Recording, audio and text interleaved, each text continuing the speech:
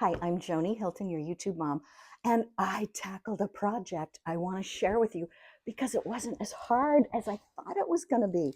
We have a dining room that we wanted to add a couple of chairs to, but this was the fabric on them.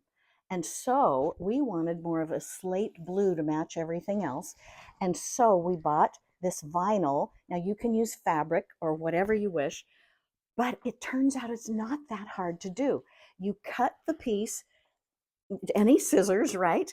Just enough bigger than the seat you are doing. Now, some seats sit independent of being wrapped under.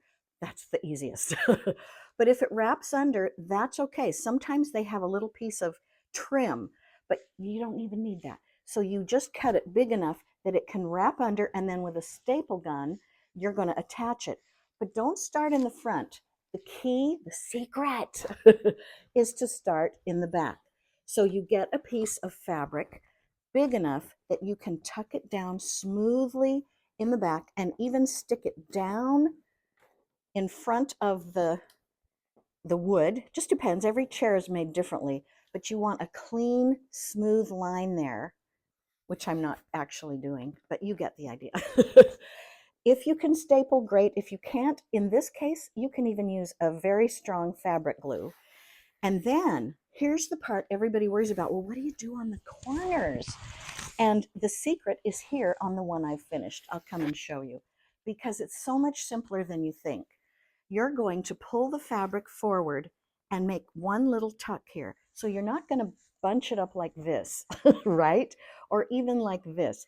What you're going to do is bring this piece forward tightly, and then you bring this over so that the little tuck is right at the corner of the cushion anyway. And then you still are going to be able to tuck this under. You'll want to trim any excess and tuck it under and staple. And this is the effect. And you use these furniture upholstery tacks, which you hammer in. They're like a short little nail, but with a decorative head. And on this one, we thought 2 was plenty in the front and on the side. But over here where it gets thicker, we used 3. You can go crazy and put them right next to each other, whatever you want to do. It's your chair. But this has become such an easy project. And then with whatever's left, under it goes and you staple it all the way along.